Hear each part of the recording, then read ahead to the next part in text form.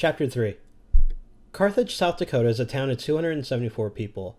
Wayne Westerberg is in a bar drinking a White Russian and smoking a cigar 2 months after McCandless's body was discovered. He says Alex liked drinking White Russians too. Westerberg runs combines for harvesting grain. In 1990, on September 10th, Westerberg was driving back from town when he picked up a hitchhiker calling himself Alex McCandless. They stopped at Westerberg's friend's house, and as McCandless looked hungry, the friend's wife made a big dinner and McCandless, after eating it, fell asleep at the table. McCandless told Westerberg he was going to a place called Saco Hot Springs, a place he learned about from rubber tramps, homeless people who travel by cars, not leather tramps, homeless people who travel by walking. Westerberg could only take him so far, then, because it was raining, offered McCandless to stay in his trailer for the night. McCandless wound up staying for 3 days and went out into the fields every day with Westerberg and his men. When he left, Westerberg said to look him up if he ever needed a job, and a couple weeks later, Alex came back. Westerberg gave him the job at the grain elevator. McCandless turned out to be one of the hardest workers Westerberg ever met. He would clean even the dirtiest places and would always get the job done. Whatever job he started, he had to finish it. Alex was really ethical, and Westerberg says that maybe he was too intelligent, that he always tried to make sense of the world.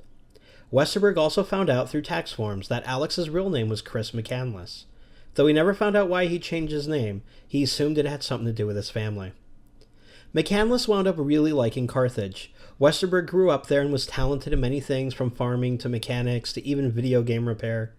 Right before he met McCandless, he got into trouble for making illegal black boxes for stealing cable.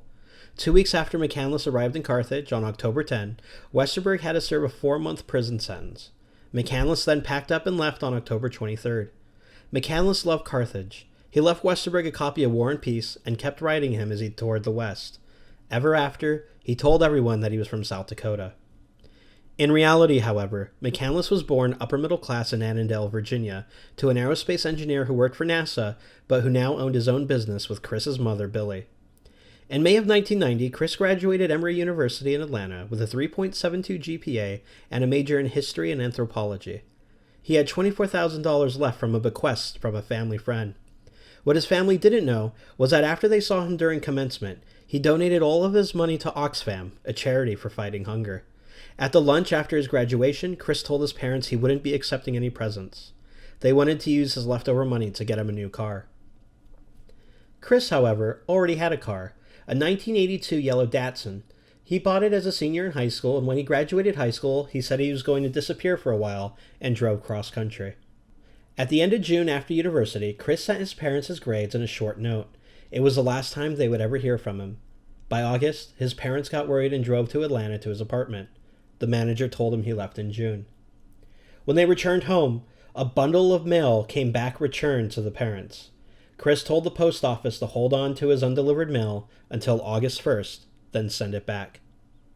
5 weeks before, he packed his Datsun, hit the road, and changed his name from Chris McCandless to Alexander Supertramp.